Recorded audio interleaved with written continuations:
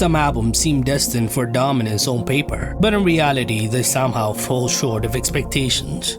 In this video, we'll look at 8 albums that should have been massive but weren't. Radical Optimism by Dua Lipa.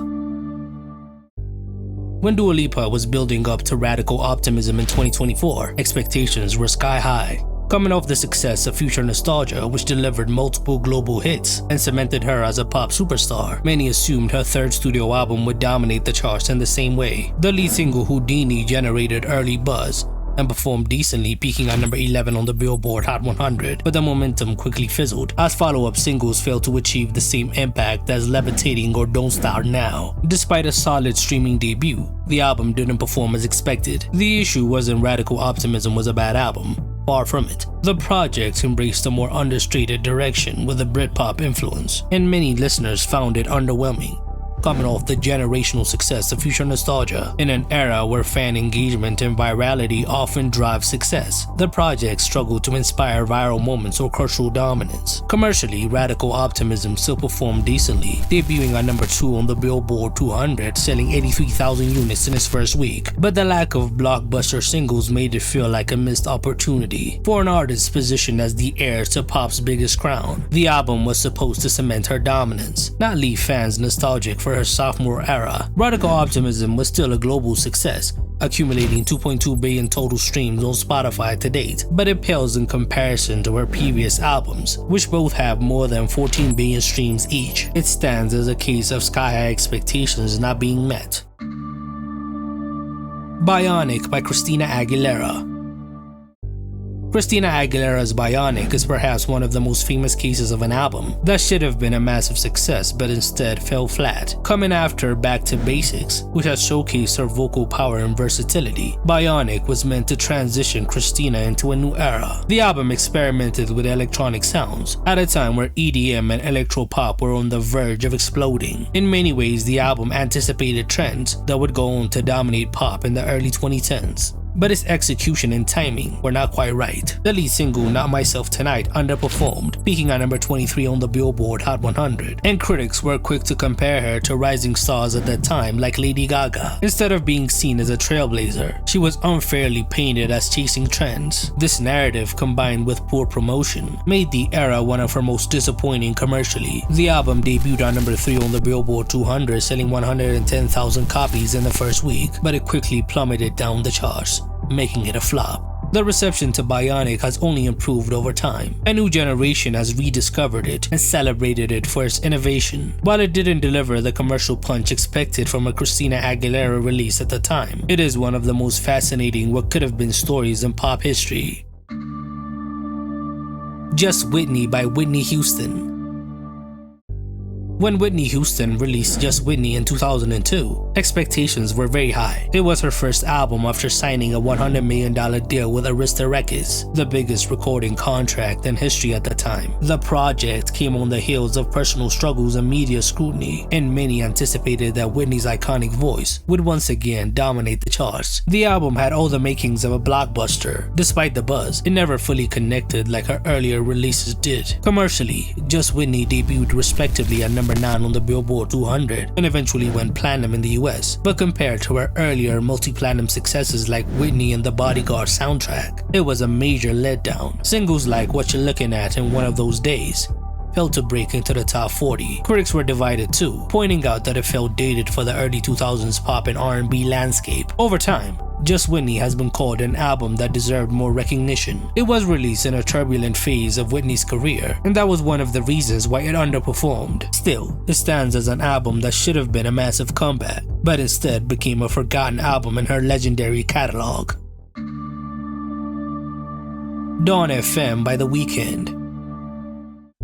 The Weeknd's 2022 album Dawn FM was one of the most anticipated pop projects of this decade. Following the historic success of After Hours and its global smash Blinding Lights, Bell pivoted towards a concept-driven record inspired by 1980s synth-pop, with narration from Jim Carrey and production from Max Martin. It was supposed to be a career-defining album. Critics liked it, calling it one of the boldest pop albums of the early 2020s. However, Dawn FM didn't achieve the commercial dominance expected from The Weeknd at that point in his career. It debuted on number 2 on the Billboard 200, blocked by Gunna's album, Backed by Bots. While Take My Breath and Sacrifice were moderate hits, they didn't become smashes. Even with decent streaming numbers, the era felt disappointing compared to the historic era that preceded it. For some reason, great songs like Out of Time and Less Than Zero couldn't quite become hits. In retrospect, Dawn FM has gained a cult following as one of The Weeknd's most underrated albums. Commercially, it never became the huge cultural phenomenon many predicted, and it should have been far bigger.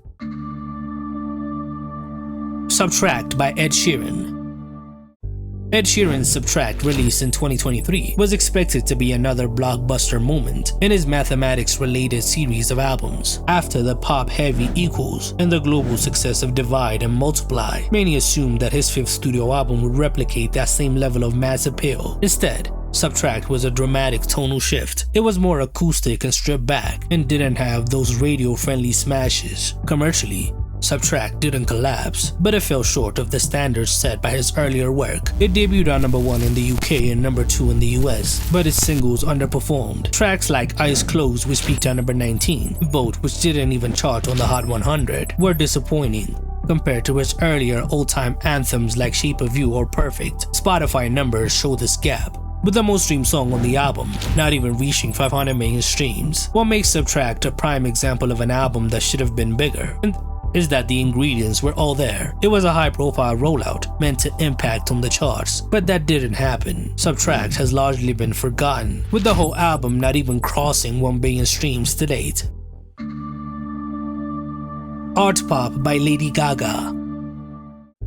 Few albums in the 2010s came with as much hype as Lady Gaga's Artpop. Released in 2013, it was meant to be a project that blurred the lines between pop music and high art. Coming off the commercial highs of The Fame Monster and Born This Way, Gaga was already one of the biggest artists in pop music. With Artpop, she aimed to push boundaries even further. The lead single Applause performed well, peaking at number 4 on the Hot 100, but it didn't become an all-time hit in her career. The album itself debuted at number 1 on the Billboard 200, selling 258,000 units in its first week, which was low for her, coming off moving 1 million units in the first week with her previous album. Singles like Do What You Want, which was controversial because of the R. Kelly collaboration, and GUI failed to sustain momentum. Critics were divided on the album. By Gaga's own admission, the rollout was chaotic and challenging, despite being dismissed as a flop at the time. Artpop has since undergone quite a re-evaluation among her fans, and it is now considered ahead of its time. It never got to dominate the charts, but it has become one of her most underrated projects. Hard Candy by Madonna.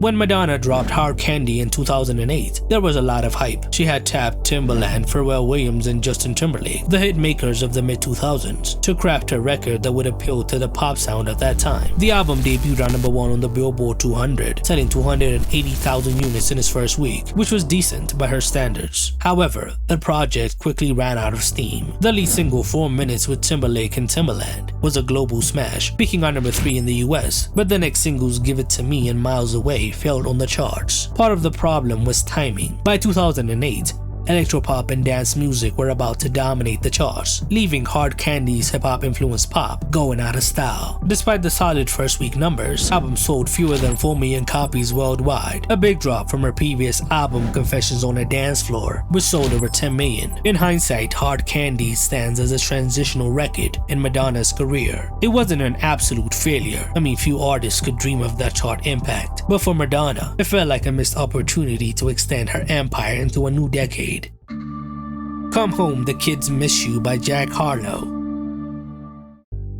When Jack Harlow dropped Come Home, The Kids Miss You in 2022, he was fresh off his breakout success with What's Poppin' and his major feature on Lil Nas X's Industry Baby. Anticipation for his second studio album was massive, as he was being set up to become the next Drake. The project debuted on number 3 on the Billboard 200, selling 113,000 units in its first week, which was way lower than what was projected, as it featured big-name collaborations like Drake, Justin Timberlake, and Pharrell Williams. On paper, it had all the ingredients ingredients to be a blockbuster. But the album underwhelmed, both commercially and critically. The lead single First Class became a viral sensation on TikTok and hit #1 on the Billboard Hot 100. But the rest of the project failed to deliver lasting hits. Songs like Churchill's Down featuring Drake got some attention, but they couldn't lead to chart dominance. Critics hated the album for being uninspired, with many calling it bland. By the end of 2022, Come Home The Kids Miss You had largely faded from the cultural conversation. In retrospect, the album should have been Jack Harlow's defining moment, solidifying him as more than just a viral star, and proving he could carry a full-length project. Instead, it exposed the gap between hype and reality. While he bounced back with hits, Come Home The Kids Miss You remains an album that had the opportunity to dominate, but ultimately failed to deliver. Which albums that should have been massive but weren't did I miss? Tell me in the comments below.